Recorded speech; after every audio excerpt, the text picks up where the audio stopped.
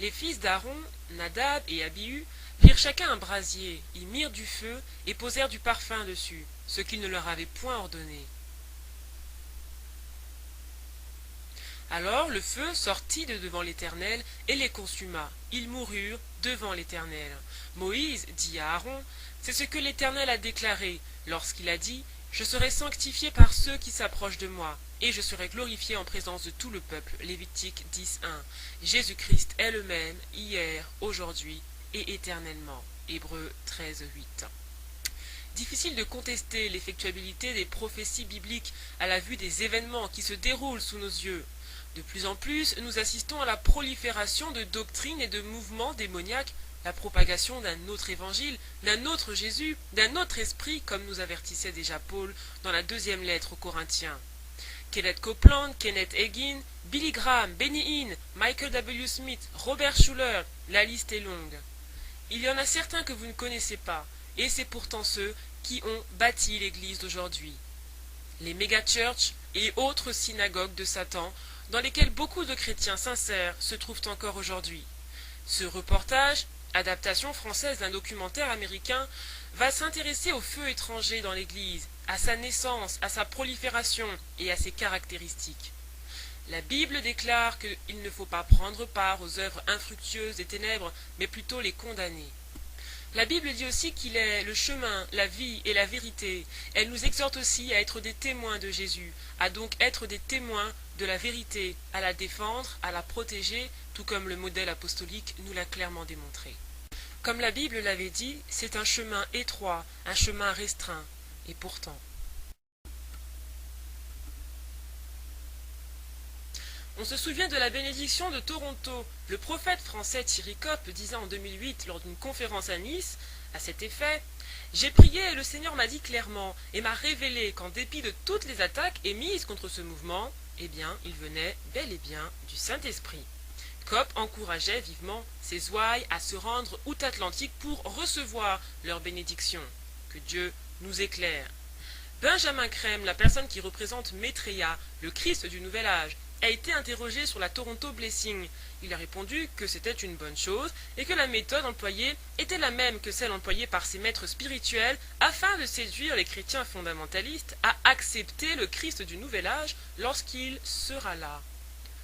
À Toronto et ailleurs, parce que ce mouvement s'est propagé aux États-Unis, tout était basé sur le sensationnel, la quête de miracles, de signes, de manifestations spirituelles. Ces gens prétendaient être visités par le Saint-Esprit comme à la Pentecôte, et cela a emmené déviation après déviation.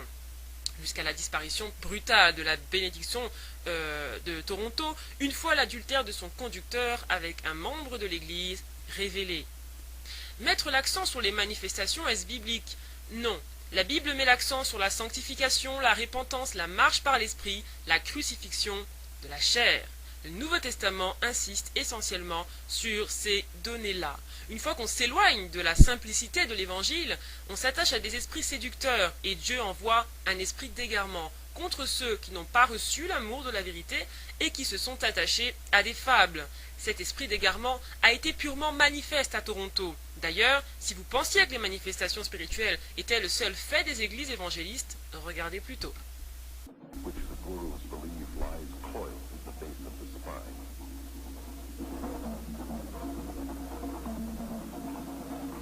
Détrompez-vous si vous pensez qu'il s'agit d'un simple club de gym. C'est plutôt ici un meeting de yoga Kundalini. Ces personnes recherchent des manifestations par différentes techniques de yoga jusqu'à l'entrée dans un état second. Les manifestations spirituelles sont-elles la certification de l'authenticité d'un ministère? Et non. Par ailleurs, sachez que Satan aussi a une puissance selon la parole de Dieu et sait imiter les signes de Dieu.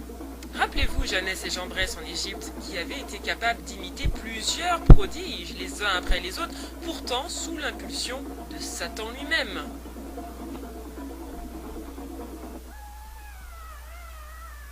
Si vous vous rappelez les manifestations de la bénédiction de Toronto, vous pourrez alors bel et bien reconnaître les manifestations que nous voyons ici. Après avoir vu ça, vous direz peut-être « Oui, mais c'est un cours de yoga, normal que les gens soient sous l'influence de Satan. Quel rapport avec l'Église ?» C'est l'occasion pour moi de rafraîchir la mémoire à tous ceux qui auraient oublié ce qu'était réellement la bénédiction de Toronto. On regarde ça en images.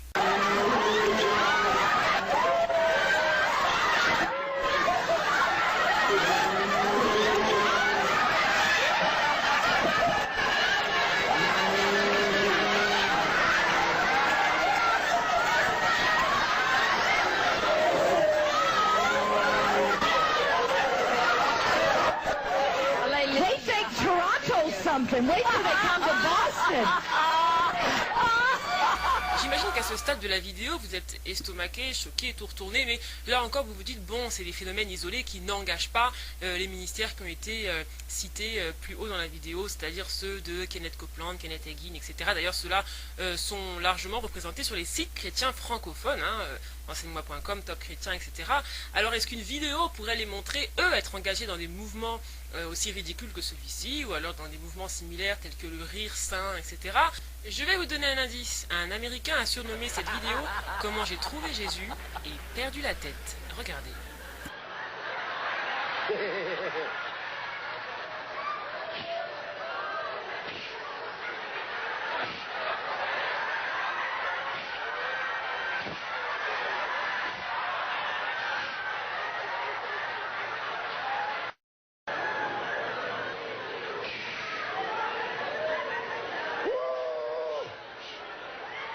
Drunk again!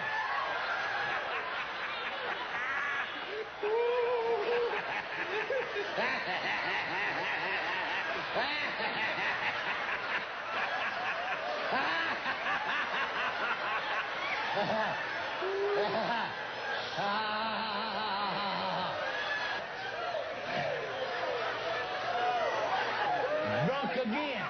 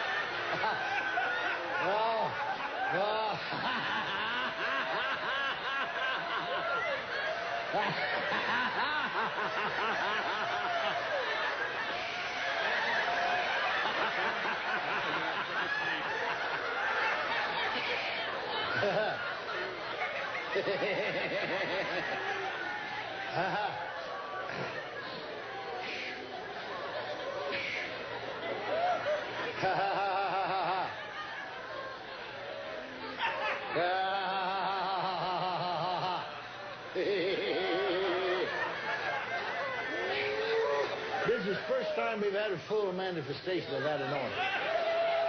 We got there. We got there!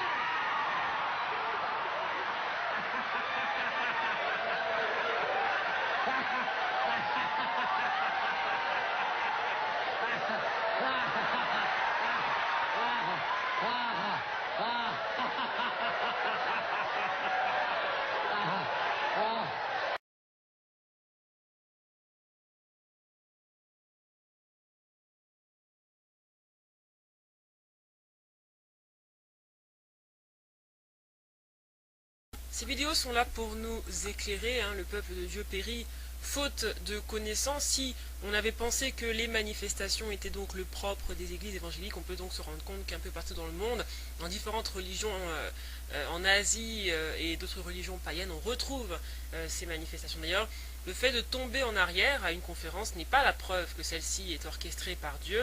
C'est un phénomène, comme on l'a vu, qui est également manifeste dans le yoga Kundalini et dans d'autres religions. Les mouvements pentecôtistes également ont tous ce phénomène, bien qu'il ne soit pas relaté clairement dans la Bible. Au contraire, dans la Bible, c'était quelque chose de démoniaque, relatif à un jugement divin de tomber en arrière, pour par exemple s'arrêter sur ce phénomène-là en particulier. Quand les gens étaient éblouis par Dieu dans l'adoration, ils tombaient face contre terre et ils l'adoraient. Mais ils ne tombaient pas en arrière, ça c'était plutôt un signe de jugement. Donc le rire incontrôlé est également retrouvé dans le yoga Kundalini et dans d'autres rituels païens en Inde et en Chine. Donc voilà autant de réalités que le Seigneur nous montre au jour d'aujourd'hui, afin que nous réalisions que la simplicité de l'évangile dont il est question dans le verset de Paul, c'est que c'est marcher par l'esprit et non par la chair, c'est se sanctifier, c'est s'aimer les uns les autres, c'est ne pas donc écouter les pulsions de la chair ni de se conformer au siècle présent. Voilà l'évangile. Après tout ce qu'on va trouver dans le sensationnalisme et la recherche des signes à tout prix et des manifestations à tout prix sera plutôt une déviation qui est envoyée par le Seigneur. On n'oublie pas que l'esprit d'égarement, c'est lui qui l'envoie parce que justement on n'est pas resté attaché à la vérité. Dans la partie 2, on va parler plus précisément du ministère de Rick Warren, on va parler de Michael W. Smith, on va parler de Robert Schuller, qui est donc le fondateur des megachurches et aussi un franc-maçon au 33e degré, tout comme Billy Graham. On va parler de tous ces différents ministères, bénignes, etc. Et tout ça, c'est demain sur la chaîne Il revient bientôt. Je vous retrouve donc demain. Au revoir. L'homme qui a débuté le concept de megachurch est Robert Schuller. Robert Schuller a déclaré dans son livre Estime de soi, et nous pouvons prier ainsi, notre Père qui es aux cieux, que notre nom soit sanctifié. Il s'élève lui-même au niveau de Dieu. Ézéchiel 28:1.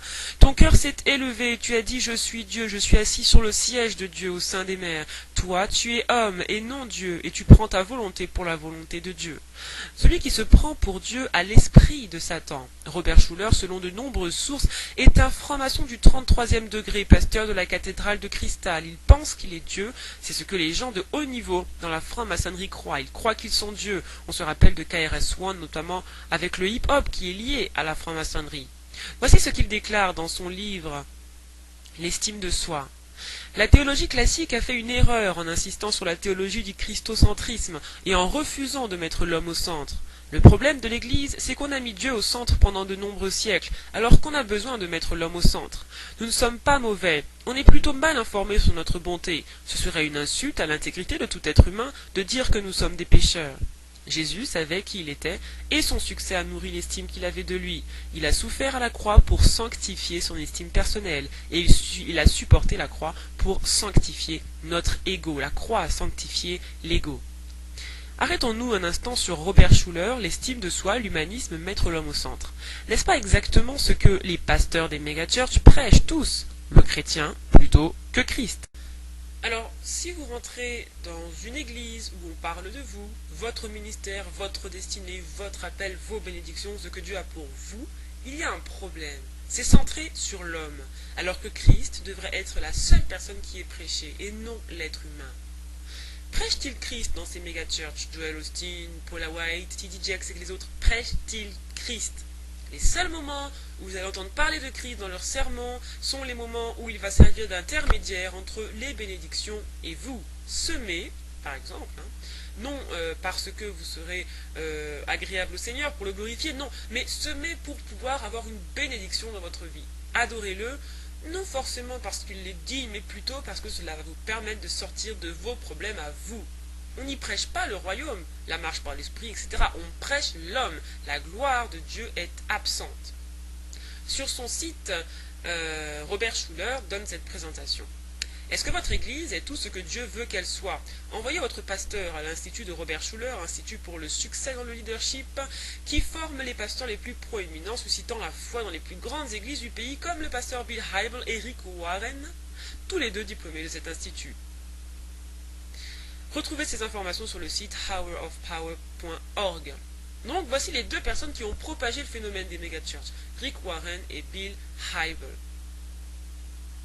Robert Schuller a déclaré toujours dans son livre Self-Esteem à la page 17 « J'ai tout de suite été attiré par le pape Jean-Paul II, lorsque après son élection à la papauté, il a publié des discours qui appelaient à prêter attention aux besoins de reconnaissance de la dignité humaine en tant qu'enfant de Dieu. » Le pape a attiré l'attention donc sur ce besoin de reconnaissance. Selon Robert Schuller, ce n'est rien d'autre que l'estime de soi qu'il faut satisfaire. Ce besoin de reconnaissance nourrit l'estime de soi. Chaque personne a ici besoin de sentir son importance. Donc c'est ce qui va être prêché par Robert Schuller. Cela se retrouve-t-il dans l'évangile de Jésus-Christ, de la repentance et du salut? Oui ou non? Est-ce qu'on retrouve cette prédication sur l'estime de soi? Non. Il y a ici un glissement de Dieu à l'homme au centre. Donc Robert Schuller a encore déclaré « J'ai été le premier à introduire la croissance dans l'Église américaine. Et là, vous comprenez mieux vous comprenez mieux comment cette église américaine a connu cet essor, hein, à partir du moment où on a commencé à prêcher le chrétien, où on a commencé à lui faire du bien, à lui donner des discours mielleux, à favoriser l'estime qu'il devait avoir de lui. Et c'est ce qu'on retrouve dans tous les livres. L'estime de soi, on le retrouve dans les livres de T.D. Jakes, de Juanita Bynum, de Paula White et des autres grands télévangélistes. L'estime de soi. Et donc il dit il a amené la croissance dans l'église américaine, mais c'est avec ce support, ce message. Et c'est pour ça qu'aujourd'hui on est exacerbé de voir que des milliers s'entassent tous les jours dans l'église de Joel Osteen pour entendre de belles paroles. Mais il faut comprendre que de toute façon le phénomène des megachurches a commencé avec comme base cette théologie, cette doctrine de l'humanisme et de l'estime de soi. Et aujourd'hui, force est de constater que Rick Warren et Bill Hybels sont allés si loin qu'il est difficile de garder en tête les principes fondamentaux du christianisme. Donc l'audience ici, et non plus le message, est désormais souveraine. Notre message doit être adapté aux besoins de l'audience, diront-ils. Donc qui est Dieu ici ? Eh bien c'est l'audience, parce que c'est autour d'elle que tout s'organise et non pas autour du Seigneur. Alors que dit Rick Warren ? Il est pasteur d'une église de 14 000 membres, la Saddleback Valley Community Church en Californie. Son livre de 399 pages, The Purpose Driven Church, qui a été utilisé comme un manuel de référence dans le circuit des megachurches, donc c'est un manuel d'enseignement. Et voici ses principaux critères. Alors, le principe de pragmatisme, c'est de la page 13 à la page 15 de son livre, il dit que les pasteurs ont besoin de reconnaître une vague de l'Esprit de Dieu et d'opérer dedans. S'ils opèrent dans une vague qui fonctionne, ça veut dire que ça devait sûrement être la vague du Seigneur. Il encourage les jeunes pasteurs à abandonner les anciens styles musicaux joués dans l'église et de se mettre au jazz et au rock dans l'assemblée, ou quoi que ce soit qui touche les gens qui fréquentent cette église. Il encourage les gens à adopter la culture et les habits qui vont avec ces différents types musicaux dans l'église. À la page 62, il répond aux critiques qu'il a essuyées à cause de cette étrange théorie dans l'église. Il dit « Ne critiquez jamais ce que Dieu a béni, même si ça peut être un style de ministère qui vous met mal à l'aise. » Rick Warren utilise la même méthodologie que celle de Robert Schuller. Sans aucune surprise d'ailleurs, Robert Schuller a loué ce livre en 4e de couverture. Et Hybels en parle sur son site. À la page 139, Warren dit avoir passé 12 semaines à faire du porte-à-porte et à étudier les besoins des gens, ce qui lui permet d'offrir aujourd'hui ce qu'il appelle un menu complet de soutien. Ça va être un soutien aux divorcés, aux personnes ayant un chagrin d'amour, etc. En gros, il offre à sa société de consommation tout ce qu'elle veut, tout ce dont elle a besoin, et on pousse un peu les gens à dépendre de cette église, de ce ministère, de cette personne, hein, ce qui bien évidemment nourrit son estime, parce qu'il en a besoin. Et la question c'est, où est Jésus-Christ dans ce système bien organisé ? Jusqu'où faut-il aller pour remplir chaque dimanche une salle de 14 000 membres ? Réponse peut-être dans cette phrase à la page 285, on a attiré des milliers de personnes en plus à cause de notre musique. L'église a maintenant un orchestre pop-rock. Voilà qui est intéressant. Alors pour remplir 14 000 membres, 20 000 membres, 30 000 membres, il en faut des recettes que la parole de Dieu n'est peut-être pas à même d'offrir, tant elle est radicale et parfois crue. Alors on va essayer d'adoucir, mais comment ? Avec de la musique. Mais laquelle ? La musique du monde. Et pourquoi ? Parce qu'elle fait plaisir à la chair et qu'elle draine beaucoup plus de personnes que de simples hymnes. Ici, le feu étranger se situe à deux niveaux. D'abord parce que la raison pour laquelle on a mis cette musique, c'est pour emmener plus de monde. Bon, alors lui, il ne dit pas que le fait d'emmener plus de monde devait être son intérêt, devait être dans un but lucratif. Hein. Il se vante simplement de pouvoir remplir une église de 14 000 personnes. Mais il y a un deuxième niveau, c'est que donc non seulement c'est un feu étranger parce que l'intention n'est pas de sauver les âmes, mais en plus c'est un feu étranger parce que cette musique, on le sait, appartient à Satan. On va revenir dessus tout à l'heure plus largement. Il y a également le fait que dans les conférences, lors des cultes, etc., la louange soit monopolisée par un groupe de professionnels. Et ça encore, ça tire aussi son origine de son livre, tout simplement la page 290, où il dit « Utilisez davantage de chants de scène que des chants pour la congrégation ». Donc c'est une recommandation qui est faite au pasteur et qui est né dans ce mouvement de megachurch et qui tire son origine de là. c'est pas venu par hasard. Mais encore plus intéressant, c'est à la page 320-323, aux pages 320-323, donnez l'impression à vos membres qu'ils sont spéciaux, poussez-les à se sentir spéciaux. Ça, c'est, on se retrouve directement en plein Joel Osteen. Vous êtes des champions, vous êtes des héros, vous êtes des conquérants, il y a un merveilleux plan pour votre vie, tout va bien se passer, et vous êtes bénis, etc. Donc là encore, Joel Osteen est un fidèle observateur de ce Purpose Driven Church, tout comme Paula White, qui vous aidera toujours à vous sentir mieux au niveau de l'estime personnelle. Donc en gros, le succès de son église et de la plupart des méga-churches, c'est d'être très attentif aux besoins de l'auditoire. De quoi a besoin l'auditoire? Nourrir sa chair, conforter le moi et l'estime personnelle. Donc dans son église, on est très axé sur les besoins, non pas parce qu'on les aime, parce que si on les aimait, on leur prêcherait la repentance, on les mettrait en garde contre la chair, le péché et l'enfer. Et être axé sur le besoin peut paraître super spirituel, super biblique, mais pourquoi pousser les gens à dépendre de vous au lieu de les aider à se tourner vers Christ? Pourquoi aller les épier pour savoir ce dont ils ont besoin plutôt que d'en faire des disciples? Réponse dans la vidéo 3, on parlera également de Benny Hinn et de sa technique d'hypnose lors de ses conférences, de Kenneth Copeland et la doctrine des petits dieux et de la musique dans l'église.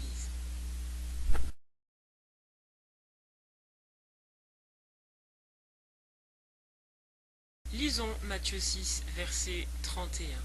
Ne vous inquiétez donc point, et ne dites pas que mangerons-nous, que boirons-nous, de quoi serons-nous vêtus, car toutes ces choses, ce sont les païens qui les recherchent. Votre Père Céleste sait que vous en avez besoin.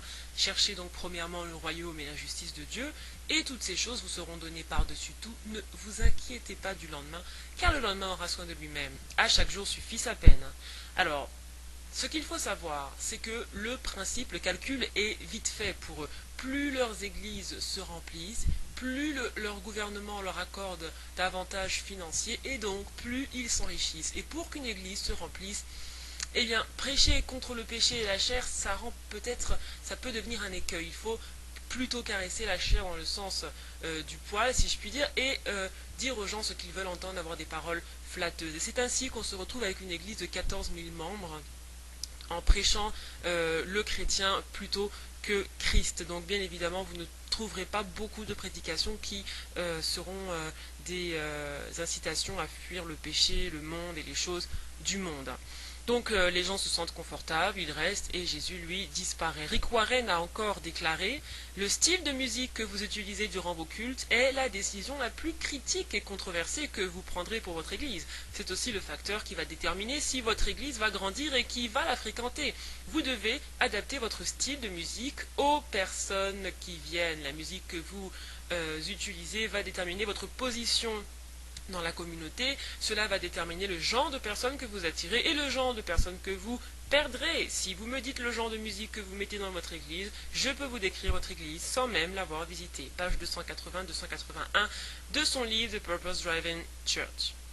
Vous voyez donc comment ces personnes se paient littéralement notre tête.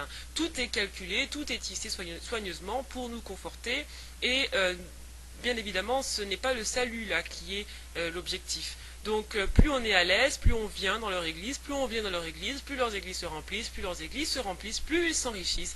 Et c'est comme ça que les choses marchent depuis des décennies. Bien évidemment, il y en a un qui est content, c'est Satan, puisque c'est une occasion en or pour lui, les méga-churches, de répandre des doctrines démoniaques en un temps record à un maximum de personnes qu'il peut empoisonner. N'oublions pas, large est le chemin qui mène à la perdition. Donc ici, tout n'est que manipulation pour la croissance, la gloire des hommes et l'argent. On va parler maintenant de Kenneth Copeland. C'est l'une des figures emblématiques du mouvement charismatique aux États-Unis. Il est également largement diffusé sur les sites comme enseignement.com ou Top Chrétien. Donc selon Kenneth Copeland, quand Jésus a dit « tout est accompli », il ne parlait pas du plan de rédemption. Il restait encore 3 jours et 3 nuits à endurer en enfer avant d'avoir accès au trône, a-t-il déclaré dans le magazine Believer's Voice of Victory.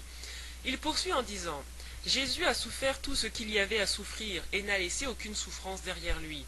Tout ce qu'il y avait de mauvais a été laissé au fin fond de l'enfer et Satan pensait qu'il l'avait détruit. Au cours de son enseignement, The Force of Love, il a déclaré « Nous n'avons pas Dieu en nous, nous sommes Dieu ». Ou encore lors de son show télévisé Praise the Lord, lors d'un show télévisé Praise the Lord sur TBN, cette figure donc majeure du mouvement charismatique américain a dit « Pierre enseigne que nous avons part aux promesses précieuses, que nous sommes participants des choses célestes. Très bien, sommes-nous donc des dieux ? Nous sommes de la classe des dieux. » Dans son audio « Suivre la foi d'Abraham », il déclare encore « Adam était Dieu fait chair. La raison pour laquelle Dieu a créé Adam était son désir de se reproduire, je veux dire se reproduire lui-même, une reproduction de lui-même. Et c'est exactement ce qu'il a fait dans le jardin d'Éden. Adam n'était pas un petit Dieu, il n'était pas presque comme Dieu, il n'était pas subordonné à Dieu, Adam était Dieu, autant que vous pouvez l'être, de la même manière que Jésus. Adam, dans le jardin d'Éden, était Dieu manifesté chair. Il dira encore, l'Esprit de Dieu s'est adressé à moi et m'a dit, « Fils, réalise cela maintenant, et ne laisse pas tes traditions te restreindre dans cette révélation. Un homme né deux fois, donc là il parle de Jésus, selon lui Jésus est né de nouveau, a réussi à mettre Satan en déroute, ainsi que son royaume. Et j'ai jeté ma Bible, dit-il, Kenneth Copeland, par terre, en disant, quoi ? Il a dit, un homme né de nouveau a vaincu Satan, c'est lui donc Jésus, et c'est le premier-né de plusieurs frères. Il a dit, tu es l'image conforme de Jésus. Et j'ai dit pour Kenneth Copeland, alors quelle grâce! Tu ne veux pas dire, non, tu ne peux pas vouloir dire que j'aurais pu faire ce que Jésus a fait. Et il a dit, oh si tu avais la connaissance de la parole de Dieu qu'il avait, tu aurais pu faire la même chose, car tu es toi aussi un homme né de nouveau. Kenneth Copeland est, selon de nombreuses sources, également un franc-maçon au 33e degré. Les premiers soupçons sont apparus lorsqu'il a commencé son ministère en étant propulsé par Oral Roberts, reconnu pour être par beaucoup un franc-maçon au 33e degré. Il était son pilote à l'époque et ils sont restés de bons amis depuis. Kenneth Copeland ne cesse d'employer les mots « je suis », connus pour être des mots d'initiation dans les différents rites de la franc-maçonnerie. Il a d'ailleurs déclaré « En lisant la Bible, lorsque je lis les mots « je suis » parlant de Dieu, je souris et je dis « oui, je le suis aussi », a-t-il déclaré dans le Believer's Voice of Victory broadcast. Dans l'un des rituels de la franc-maçonnerie, on vous demande qui vous êtes et vous devez répondre « je suis le je suis ». Clin d'œil à la parole de Dieu, bien évidemment. Bénigne aussi dit aux chrétiens, ne me dites pas que vous avez Jésus, vous êtes tout ce qu'il est, et était, et sera. Ne dites pas j'ai, dites je suis, je suis, je suis, je suis.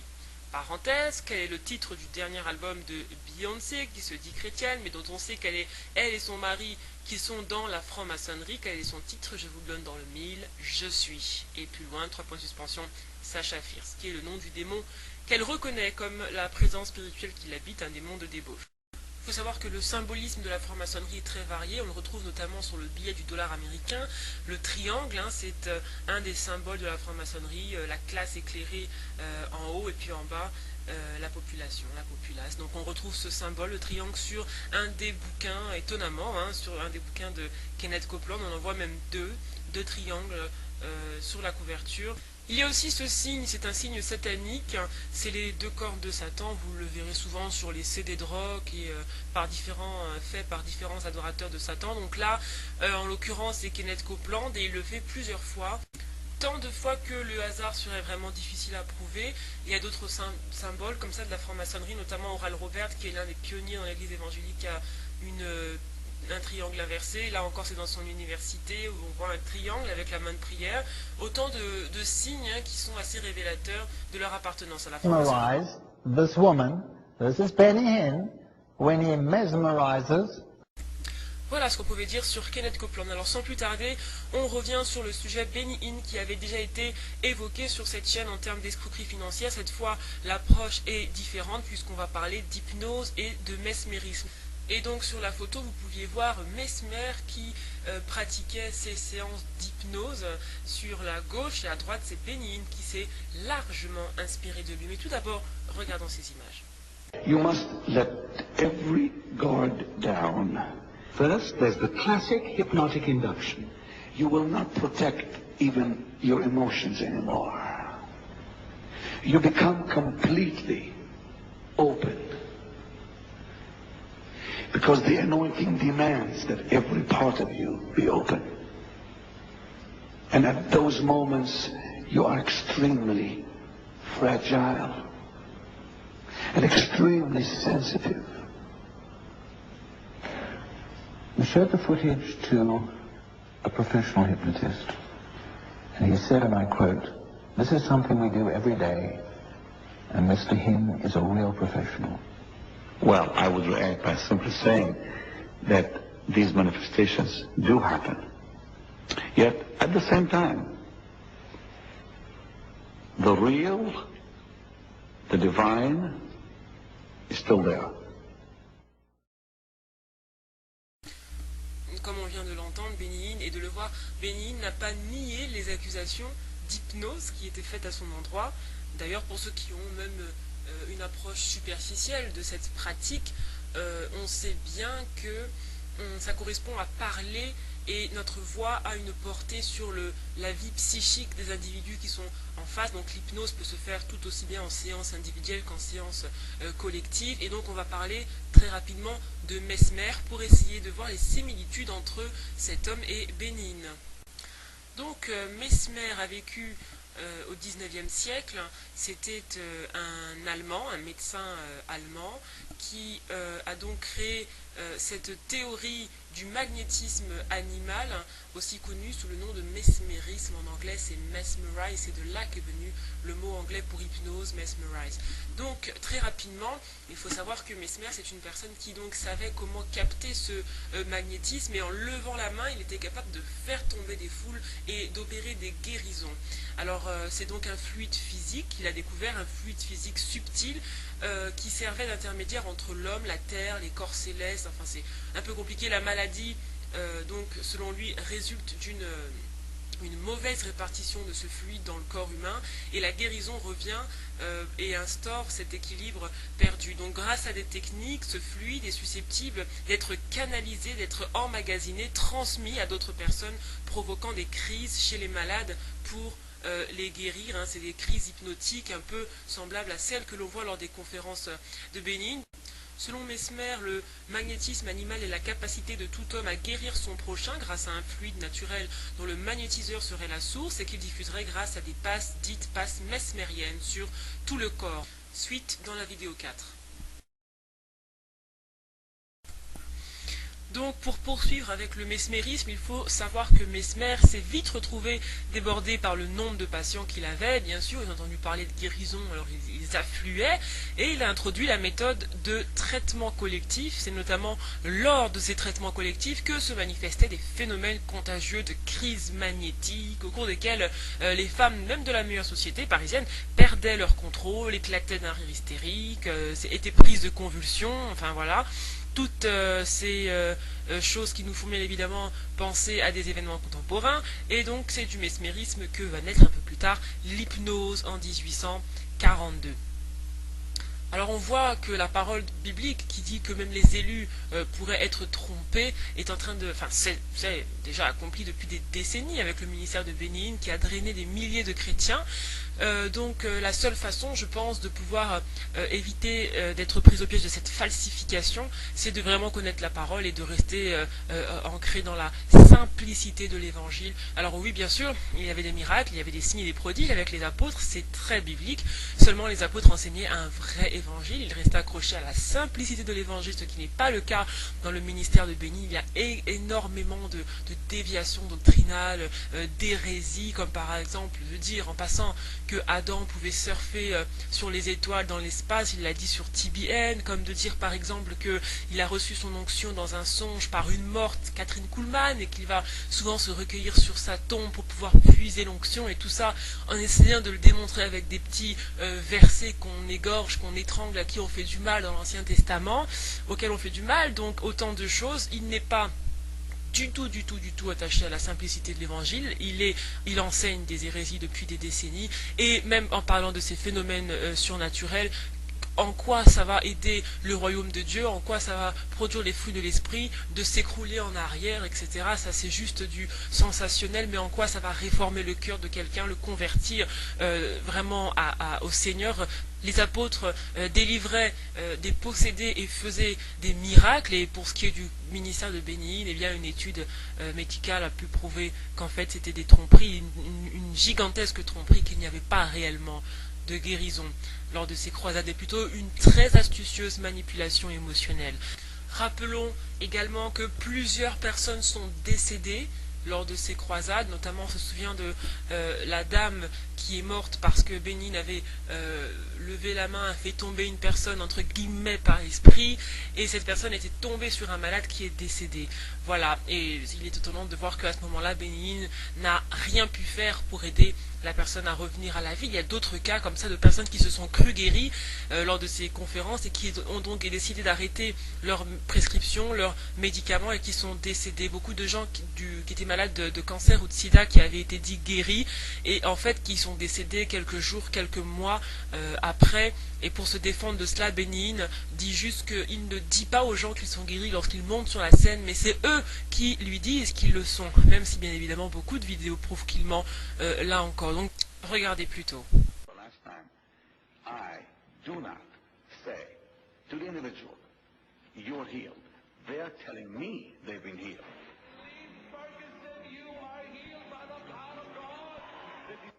So he's lying. One more thing, this is his wife. If your engine is not revving up, you know what you need? You need a Holy Ghost enema right up your rear end.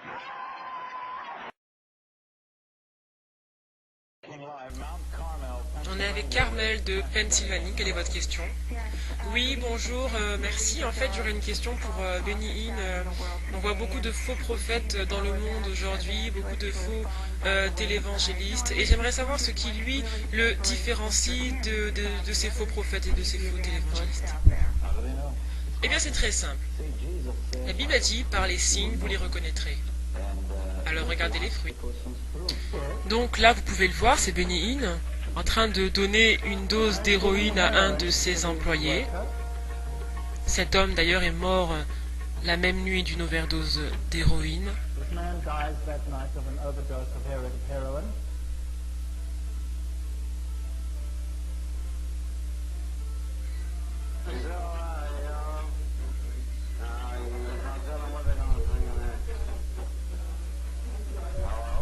C'est très simple. Jésus a dit, vous les reconnaîtrez par leurs fruits.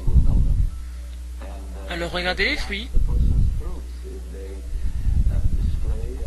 Si la personne a une vie propre, qu'elle se comporte bien, qu'elle fait montre d'une vraie chrétienté, alors vous savez qu'elle est vraie. Tout cela est triste, extrêmement triste. C'est ce qu'on pouvait dire sur le ministère de Benny Hinn. Nous allons devoir continuer néanmoins le reportage avec la question de la musique dans les méga-churches, la musique dans l'église.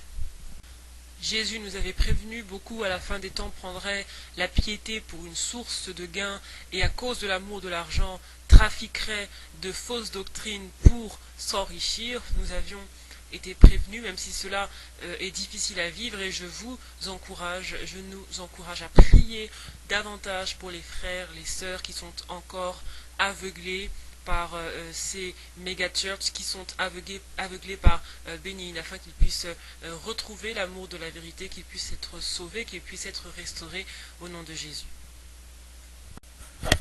Alors il nous reste à voir la place de la musique en elle-même dans les méga-churches, et également dans la vidéo 5, le ministère de Billy Graham. Donc voilà l'ordre des choses, sauf si le Seigneur nous conduit autrement. Maintenant qu'on est revenu plus largement sur le phénomène des méga-churches qui avaient besoin d'emmener le maximum de monde pour s'enrichir, maintenant qu'on a compris que leur but c'est d'avoir le maximum de personnes dans un but strictement lucratif, on comprend mieux les éléments qui ont permis d'aider à cet essor, notamment la musique. La musique n'a été qu'un canal par lequel ces méga-churches ont pu faciliter leur essor. Et bien évidemment, quelle musique? La musique du monde, la musique charnelle, le rock, ce qui peut paraître cool, ce qui fait plaisir à la chair, le rap, le R&B, tout ça. C'est avec ça qu'on a contribué à faire grandir les églises. C'est pas moi qui le dis de toute manière, c'est le propre Rick Warren. Donc ils ont fait rentrer le rock, le rap, le hip-hop, et les chrétiens charnels continuent de défendre ce feu étranger dans l'église parce qu'ils sont dans l'ignorance, parce qu'ils ne savent pas. Beaucoup d'entre eux ont cette attirance pour Jésus, mais sont dans l'ignorance de ces choses. Ils ne savent pas d'où ça vient, à qui ça profite, comment c'est rentré, et que c'était un moyen pour une élite évangélique de s'enrichir en faisant ça le comble. Parce que si vous nourrissez la chair, votre église se remplit, et là, vous la traitez durement, elle se vide. Étroit le chemin qui mène à la vie éternelle, peu le trouvent. Ils ne savent pas non plus que des francs-maçons du 33e degré inspirent les modes qu'on a dans cette église-là, et alors que ces gens sont totalement coupés de Dieu. Donc mon peuple périt faute de connaissance. Autrement dit, si mon peuple avait la connaissance, il ne serait pas détruit. Colossiens 3,16 concernant la musique nous dit que la parole de Christ habite parmi vous abondamment. Instruisez-vous et exhortez-vous les uns les autres en toute sagesse par des psaumes, par des hymnes, par des cantiques spirituels, chantant à Dieu dans vos cœurs sous l'inspiration de la grâce. Et voilà ce que Colossiens 3,16 nous dit. Et dans cette église apostate, ce qu'on nous dit, c'est qu'un petit groupe de personnes exhorte sans aucune sagesse, sans hymne, sans psaume, par des cantiques charnels et mondains, chantant à Lucifer sous une inspiration démoniaque. En fait, c'est le verset de Colossiens 3,16 à l'envers. Voilà. Donc, la non-neutralité de la musique est même reconnue par les musiciens eux-mêmes. Les musiciens mondains reconnaissent la non-neutralité de la musique. La musique, elle a le pouvoir de pousser au mal ou au bien. Donc, peu importe ce que Warren dit, ce que Rick Warren dit, quand il prétend que le style que vous utilisez n'a pas d'importance du moment qu'il y a des paroles chrétiennes dessus, même le chanteur mondain Jimi Hendrix, qui est très connu, avait avoué que l'on peut hypnotiser les gens avec la musique. Et lorsqu'ils sont au point le plus grand de plus grande vulnérabilité, on peut parler directement à leur subconscient. Donc la musique n'est pas neutre. À tous ceux qui disent la musique c'est que de la musique, etc., et qui donc n'ont pas la connaissance de la non-neutralité de la musique, eh bien j'invite à revenir rapidement sur ce que J. Craig Lewis avait dit. Il avait repris dans l'Ancien Testament l'histoire de David et de Saül. Vous vous rappelez, David n'avait pas de parole lorsqu'il jouait de la harpe à Saül.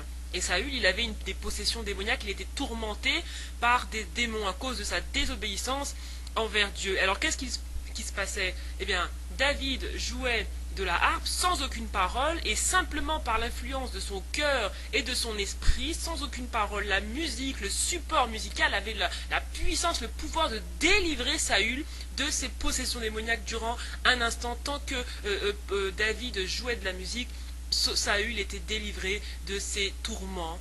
Donc non, la musique n'est pas neutre, elle a été capable de faire sortir carrément des démons d'une personne. La musique n'est pas neutre du tout. Du tout. Et donc il n'y a pas seulement que la preuve biblique, il y a aussi la réalité qui s'établit sous nos yeux. Avec le hip-hop, avec le rap, on a paganisé l'église. Le R&B, le hip-hop ne sont pas entrés juste avec un rythme, ils sont entrés avec leur façon de s'habiller, leur façon de se prendre en photo sur les pochettes d'albums, leur façon de paraître, de parler, c'est-à-dire qu'il y a eu la culture hip-hop, tout simplement, qui a fait son... Alors la question qui a été évoquée en fin de partie 4, c'était la musique dans l'église, mais on va plutôt revenir sur ce sujet en fin de documentaire pour s'intéresser plutôt maintenant à la question de Billy Graham. Pour ce qui concerne la musique, on a déjà parlé de ça dans plein de vidéos sur cette chaîne, donc on peut se permettre de revenir seulement à la fin du reportage sur ce sujet-là. Donc là la question, ça va être Billy Graham, mais pas tant ça, et ni d'ailleurs ces évangélistes, c'était l'évangéliste, parce qu'au travers d'eux, il faut comprendre que Dieu nous a testés, il a pu voir par ce test que la majorité d'entre nous sommes tombés dans le piège, on ne connaissait pas la vérité. Si les chrétiens savaient la vérité et connaissaient Jésus, ils n'auraient pas suivi la voie des étrangers comme Kenneth Copeland, Joyce Meyer, Benny Hinn, et lorsque ceux-ci leur auraient dit par exemple nous sommes des dieux, et bien ils auraient tout simplement, parce que d'ailleurs nous sommes des dieux, on se souvient que c'est ce que Adam avait entendu de la part de Satan, Adam et Ève dans le jardin d'Éden, Satan a dit mangez, vous serez comme des dieux, vos yeux s'ouvriront. Donc c'est la même séduction qui vient dans l'église aujourd'hui, vous êtes des dieux, vous êtes des dieux, vous êtes des dieux, mais en tant qu'enfants de Dieu, nous aurions dû répondre promptement Ésaïe 45,5 qui dit je suis l'Éternel, il n'y a point d'autre Dieu, hors de moi il n'y a pas de Dieu. Voilà. Ou alors lorsqu'ils seraient venus avec leur évangile de prospérité, on aurait tout de suite dit, Timothée nous dit de fuir ces choses, car en recherchant les richesses, beaucoup se sont égarés et jetés dans le bien des tourments. L'amour de l'argent est la racine de tous les maux. Donc, les bénignes qui se lèvent, les Billy Graham, etc., ne sont que le résultat de notre ignorance, tout simplement, sur beaucoup de sujets bibliques. Donc heureusement, Dieu est bon, il est patient, il nous donne l'occasion de nous repentir, de recommencer à zéro. Gloire à Dieu pour cette bonté. Donc on va parler de Billy Graham en gardant à l'esprit qu'on a notre propre responsabilité dans l'essor de ces phénomènes au sein de l'Église. Alors, Billy Graham, c'est qui? Je pense que tout le monde le connaît, hein. Il s'est fait connaître autour des années 60, on va dire, par ses prédications radicales. Il prêchait contre le péché, il prêchait contre toutes ces choses, il avertissait sur l'enfer, il incitait les gens à marcher par l'esprit et non par la chair. Il y a beaucoup de ces prédications, notamment en support vidéo ou audio, qui témoignent de cette assertion. Mais aujourd'hui, eh bien, bon, plus rien de cela n'est prêché, hein, ni l'enfer. D'ailleurs, il n'y croit plus. Et on parle plutôt, concernant Billy Graham, de son appartenance au 33e degré des loges maçonniques.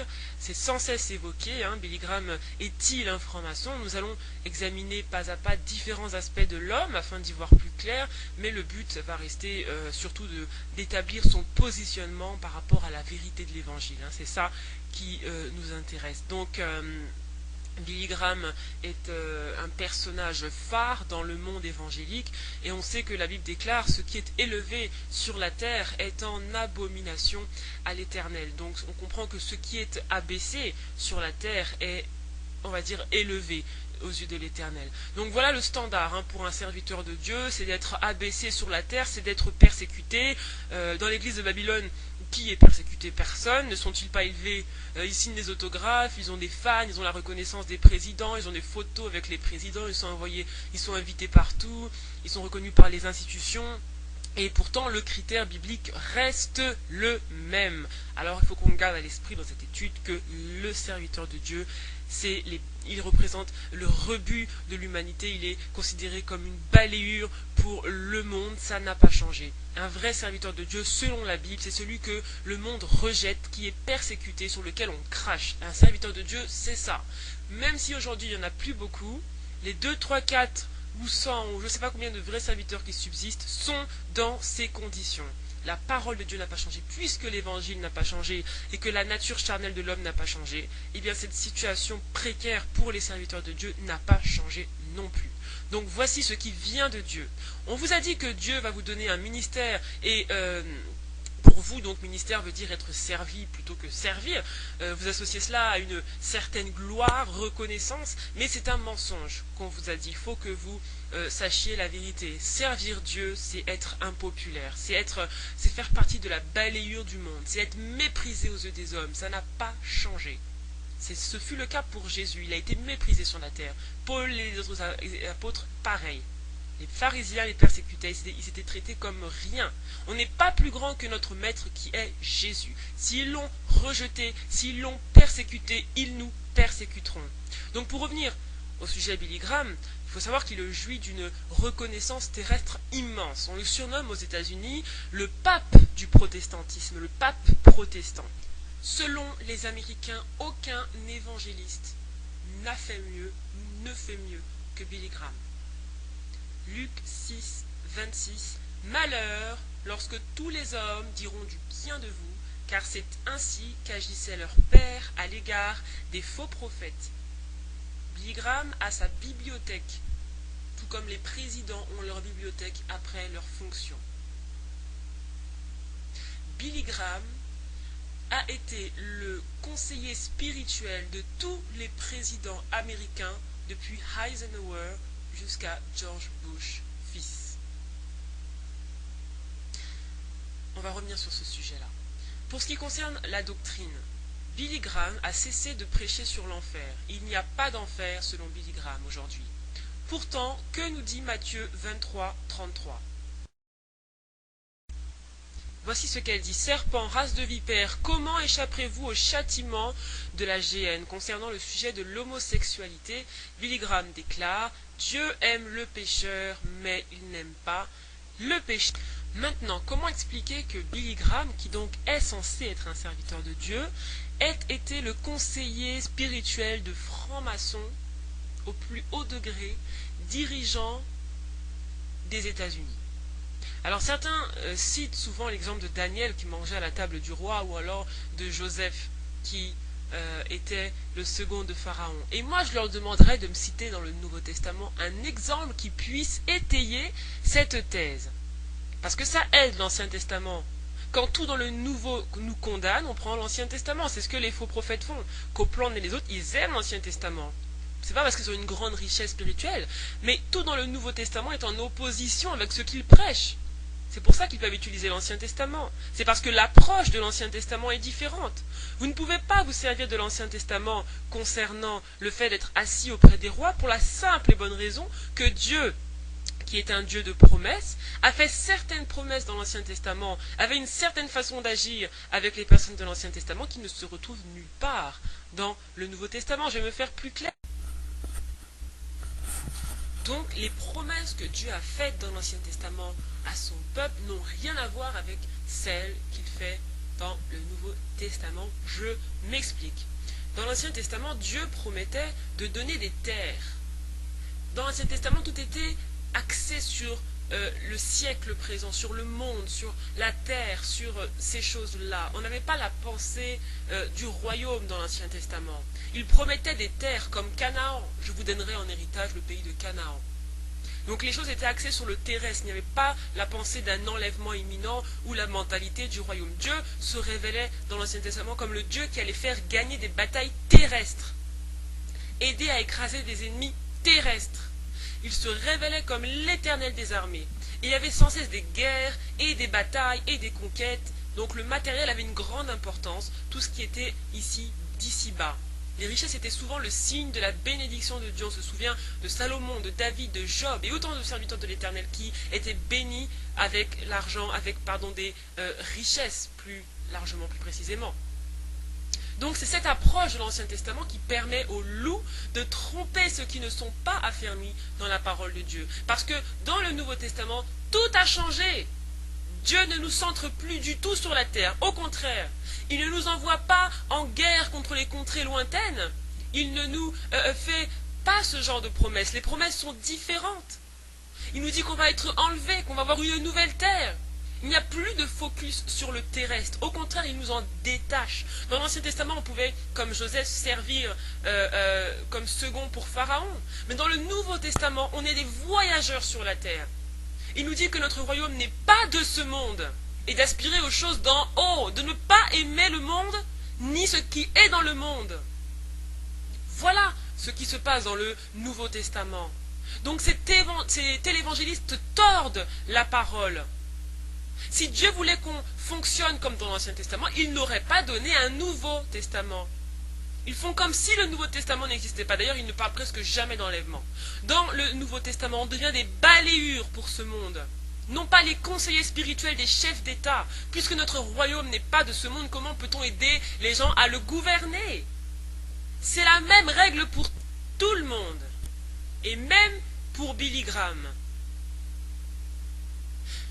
Il est censé être le rebut, les balayures du monde, avec les apôtres, comme les vrais serviteurs d'aujourd'hui qu'on persécute. Si ce n'est pas le cas pour lui, il y a un problème très sérieux. Ça veut dire qu'il s'est éloigné de l'évangile. Comment peut-il avoir une photo avec le pape Jean-Paul II et être l'ami, d'avoir été l'ami du pape Jean-Paul II? My goodness! Les francs-maçons veulent instaurer le nouvel ordre mondial qui va comprendre une économie mondiale, une gouvernance mondiale et une religion mondiale unique. Et dans ce sens, l'œcuménisme est là pour ça.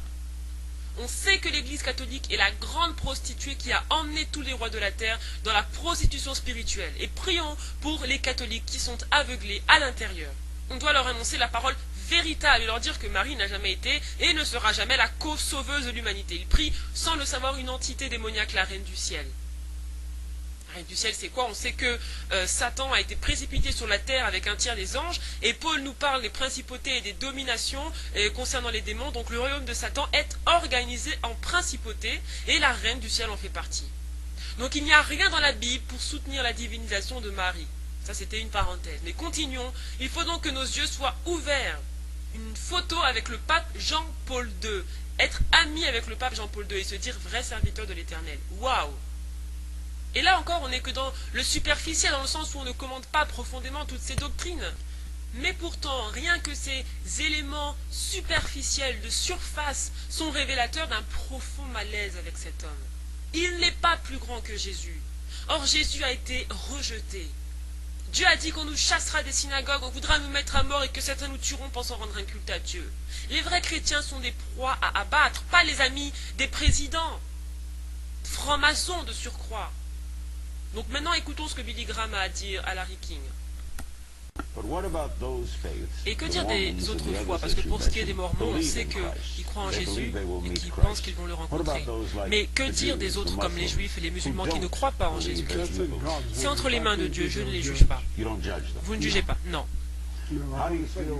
Non, je ne dis pas tel va aller en enfer, tel va aller au paradis. Et qu'est-ce que vous ressentez quand vous voyez beaucoup de ces grands prédicateurs évangéliques dire à la télévision, vous êtes condamnés, vous irez en enfer si vous ne croyez pas en Jésus-Christ? Donc ils sont pleins de jugements, etc. Que pensez-vous? Ils ont le droit de dire cela, ils ont raison jusqu'à un certain point. Mais ce n'est pas mon appel. Mon appel, c'est de prêcher l'amour de Dieu, le pardon de Dieu.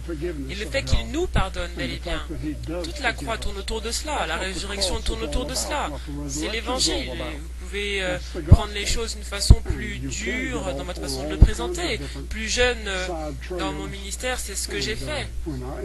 Mais lorsque je suis devenu vieux, c'est le pardon et l'amour que j'ai mis au centre.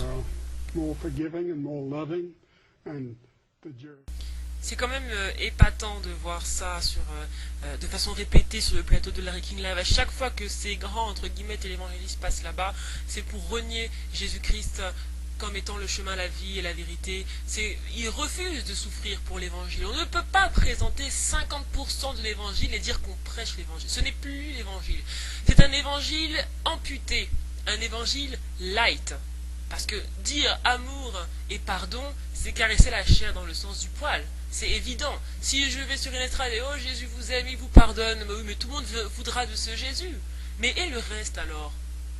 Le reste qui parle de la repentance, qui parle de l'enfer si jamais on n'accepte pas Jésus comme son sauveur et son Seigneur. Et les passages où Jésus décrit même certains aspects de l'enfer en parlant des vers, etc. Et les passages durs de la parole de Dieu où on dit que tout fruit, tout arbre qui ne portera pas de fruits sera jeté au feu. C'est quand même Jésus qui dit ça. Quel Jésus on présente comme ça au monde? Le message de Jésus, c'est lequel? Clairement, il dit, croyez en moi et vous aurez la vie éternelle. Si vous ne croyez pas en moi, vous périrez, vous irez en enfer, là où les vers ne meurent pas. Jésus a dit en gros, en dehors de moi, pas de salut. Je suis le chemin, la vie et la vérité. Donc si vous êtes chrétien et que vous évangélisez, vous faites donc comprendre aux gens ce message. C'est un message qui est cru, qui est impopulaire, mais c'est le message de Jésus. Il est mort par amour pour donner le salut, et celui qui refuse cette grâce, périra. Donc c'est le b.a.-ba de l'évangile. Et c'est là qu'on a tous la puce à l'oreille par rapport au Jésus que eux servent. Leur Jésus, lui, il n'offense personne. Non, faut pas juger, non. Oh, les musulmans, les juifs sont des personnes pour qui... Non, moi je les juge pas. Pourtant, Jésus est mort à la croix pour ces gens. Ils doivent entendre l'évangile. Même si cet évangile est intransigeant, c'est l'évangile du Seigneur. Et Billy Graham aurait donc dû profiter de cette occasion, comme Joel Osteen, pour leur dire ce message du Seigneur. Il prétend, Billy Graham, être plus amour aujourd'hui. Et c'est ça, être plus amour, cacher la vérité aux Juifs et aux musulmans que s'ils ne donnent pas leur vie à Jésus, ils iront en enfer. Ça a profité à qui, son intervention? Au royaume? Quand ils sont devant, ils ne prêchent plus l'évangile, mais le compromettent. La preuve que leur Jésus n'est pas notre Jésus, c'est l'enfer. Le nôtre a tant aimé le monde qu'il a souffert en envoyant son propre Fils pour le salut de tous, mais il envoie en enfer ceux qui n'auront pas cru en lui, malgré tout, car il est amour, mais il est aussi justice. Donc oui, c'est anti-humaniste, ce message il fait mal à la chair, on ne veut pas l'entendre, mais c'est l'évangile. Leur Jésus, il n'y a pas d'enfer, il n'y a que l'amour, que le pardon, et du coup, ces gens périssent. Il vaut mieux un amour qui t'avertit pour t'éviter l'enfer, plutôt qu'un amour qui te cache l'enfer, qui ne t'avertit pas, et tu t'y retrouves finalement, pour l'éternité. Les apôtres en ont parlé, Jésus l'a fait plusieurs fois, il n'y a aucune raison de ne pas en parler. Même si on présente l'amour de Jésus, on doit présenter l'évangile dans son entièreté. N'essayons pas d'être populaires ou bien vus en adoucissant l'évangile. Si vous convertissez quelqu'un avec l'évangile de Billy Graham, en réalité vous ne le convertissez pas du tout.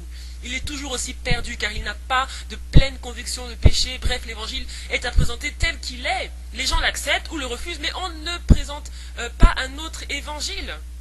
Si Dieu en connaissait un autre par lequel les gens pouvaient être sauvés, il nous l'aurait donné. Donc beaucoup vont le refuser, peu vont l'accepter, mais c'est pas la peine de s'habiller en gangster ou de s'époumoner à rapper pour changer quelque chose. L'évangile, il est tel qu'il est, c'est pas la peine de vouloir l'adoucir ou le rendre plus cool ou plus acceptable aux yeux du monde. Restons tels que nous sommes. Donc vous aurez plus de personnes bien sûr dans votre église si vous faites ça, gangster, chrétien, et puis un évangile, oui, tout le monde aime tout le monde, allez, Dieu est amour et pardon, mais vous n'aurez pas plus de sauvés. On rappe, on fait du hip-hop parce qu'on pense que ça va aider l'évangile à être plus digeste. On ne doit pas avoir honte de l'évangile. Vous l'avez entendu, il dit que lui, c'est pas son appel de prêcher l'évangile en entier, puisqu'il dit qu'il ne prêche que l'amour et le pardon. C'est pas tout l'évangile, l'amour et le pardon. Que nous dit Apocalypse 22 à partir du verset 18 ? On peut même prendre à partir du... Oui, 18. Si je le déclare à quiconque entend les paroles de la prophétie de ce livre, si quelqu'un y ajoute quelque chose, Dieu le frappera des fléaux écrits dans ce livre. Et si quelqu'un retranche quelque chose des paroles du livre de cette prophétie, Dieu retranchera sa part à l'arbre de vie de la ville sainte décrit dans ce livre. Dieu a deux aspects, on peut dire, qui ressortent en lisant la parole de Dieu, c'est l'amour et le jugement. On ne peut pas présenter un Dieu d'amour tous les jours du lundi au dimanche. Non, il faut parler du Dieu d'amour et du Dieu de jugement, pousser les gens à se repentir. Donc cet évangile ne sauve pas, il emmène en enfer. On termine, je pense, la vidéo à la partie 7. Nous arrivons bientôt à la fin de ce documentaire et ce que nous pouvons dire, c'est que la vérité a été jetée au bord du chemin, beaucoup se sont égarés loin d'elle. Que devons-nous faire ? Eh bien, prier. Prier parce que le cœur du Père a de la compassion pour ceux qui se perdent et les appelle à la repentance. Donc on va terminer en balayant rapidement le sujet de la musique et de Billy Graham, les chanteurs qu'il invite à ses conférences. Kirk Franklin, C.C. Winans ou encore Michael W. Smith, on va parler de lui dans un instant. Mais ce que je voudrais dire avant, c'est qu'il faut vraiment que nous cessions de copier le monde. Le monde et les choses du monde sont en déphasage avec la parole de Dieu. Les awards, les trophées de la musique appartiennent au monde, ça n'a rien à faire dans l'église, c'est de la paganisation. Lisons, pour être plus sûr de cela, 1 Corinthiens 4 à partir du verset 8. Donc déjà vous êtes rassasiés, déjà vous êtes riches.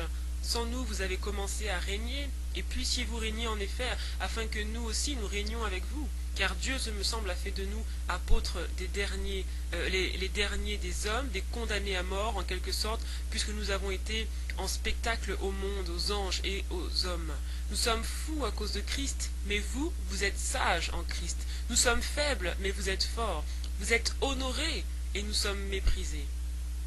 Nous sommes devenus les balayeurs du monde, dit-il plus loin, le rebut de tous, jusqu'à maintenant. Ce n'est pas pour vous faire honte que j'écris ces choses, mais je vous avertis comme mes enfants bien-aimés.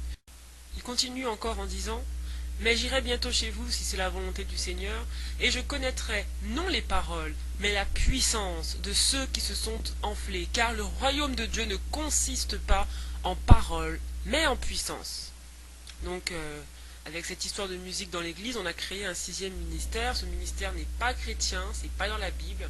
Être applaudi par les foules, c'est pas biblique. Être star et en même temps chrétien, c'est pas biblique. Il faut choisir ou l'honneur et la gloire, ou alors ce que Paul disait à l'instant, le rebut de l'humanité. On ne peut pas faire les deux en même temps. Dieu nous aime, il ne veut pas notre perte. Et il nous montre ces choses pour qu'on se répande. Dieu avertit avant de frapper. Et il nous montre ce qu'il a en horreur. Donc sortons du milieu d'elle. Dieu nous aime, Dieu aime tous ces artistes, il a de la compassion pour eux, prions pour eux, soyons solidaires dans l'intercession, mais ayons en horreur ce que Dieu a en horreur, aimons ce que Dieu aime. L'apôtre Paul est clair, le royaume c'est pas des paroles, c'est pas des chants, c'est pas comme ça qu'on fait des nations des disciples. Les stars chrétiennes, par leur qualité de stars, sont égarées, on vient de le lire. Donc prions sincèrement pour qu'elles soient libérées de ce système, de cet aveuglement. Elles se sont égarées loin de l'évangile. L'évangile est une folie et ça le reste pour le monde. Donc si notre évangile est dans le coup, entre guillemets, on est égaré et on doit se repentir. Dieu a fait exprès, c'est lui qui a rendu l'évangile folie.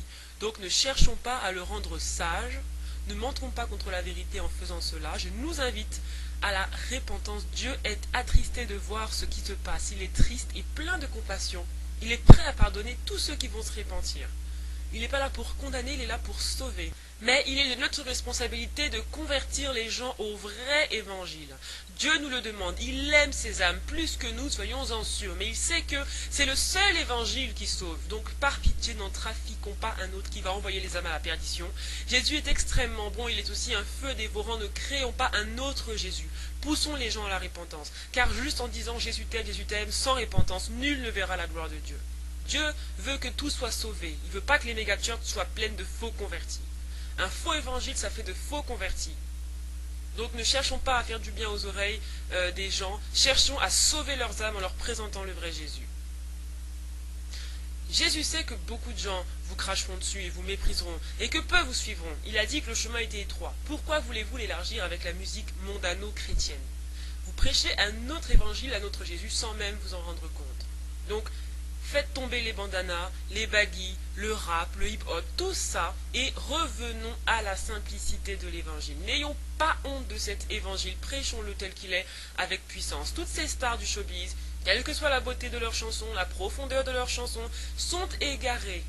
Elles ne sont pas égarées par rapport à mes standards, elles sont égarées par rapport à la parole de Dieu. Et cela attriste le Père. Et bien sûr qu'il les aime, mais il sait que leur vie de compromission par rapport à la parole de Dieu, leur éloignement de la parole, va les emmener à connaître un jugement si elles ne se répandent pas, ces stars. Pourquoi Kirk Franklin, Amy Grant ou Michael W. Smith devraient être exempts de 1 Corinthiens 4 à partir du verset 8? Donc le monde est censé nous rejeter, pas nous donner des awards. Pourquoi on a professionnalisé la louange? Qui nous a demandé de le faire?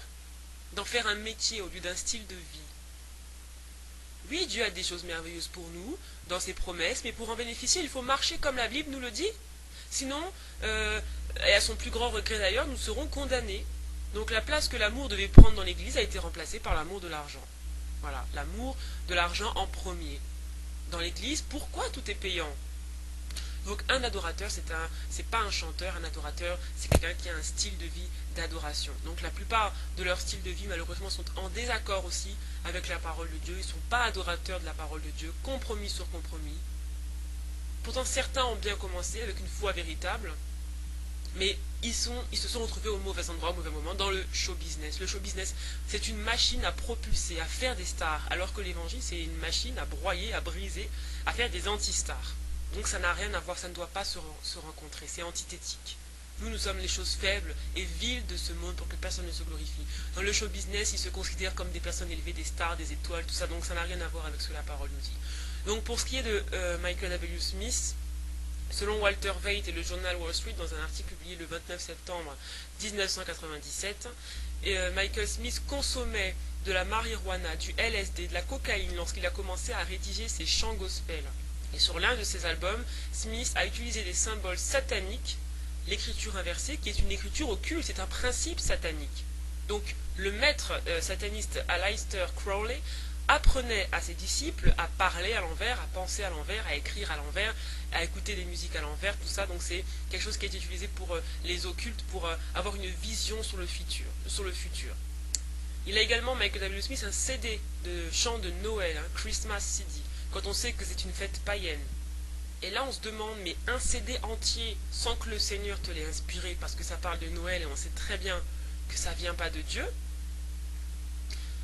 qui te l'a inspiré? Le diktat du marché? Revenons au Seigneur au nom de Jésus. Prions que ce frère revienne à l'évangile au nom de Jésus. On sait également que Michael Smith fait du rock chrétien. Et on ne va pas revenir sur la nocivité du rock dans l'église. C'est un feu étranger, enfanté par des esprits d'antéchrist, de rébellion, de drogue, de sexe, tout ça. On ne va pas revenir dessus, mais que le Seigneur nous aide. Amy Grant, également une chanteuse qui participe aux conférences, qui participait aux conférences de Billy Graham, est appelée, vous savez comment elle est appelée? Pour sa part, la Madonna du rock chrétien. Intéressant. Une partie de son inspiration dans ses chants vient de John Denver, et Denver est un occulte, un adorateur de la nature. qui croit que la nature et les êtres humains sont Dieu. En fait, il est panthéiste et il est impliqué dans des méditations transcendantales et le New Age, tout ça. Vous trouverez ces infos dans l'article Where is the Gospel?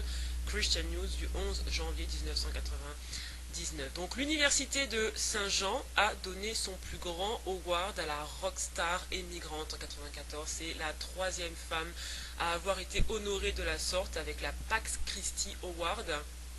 Le Pax Christi Award, souvent qualifié de bijou sur la couronne de l'église catholique romaine. Tapez Pax Christi sur google.com et vous trouverez son nom sur le site catholique, le nom des migrantes, classée parmi celles qui ont reçu ce award. Donc la Pax Christi, c'est un mouvement radical catholique de paix, etc. Et elle a donc été gratifiée. On va parler de notre groupe rapidement, et je pense que ce sera le dernier avant de finir. C'est DC Talk, un autre groupe de rock grunge.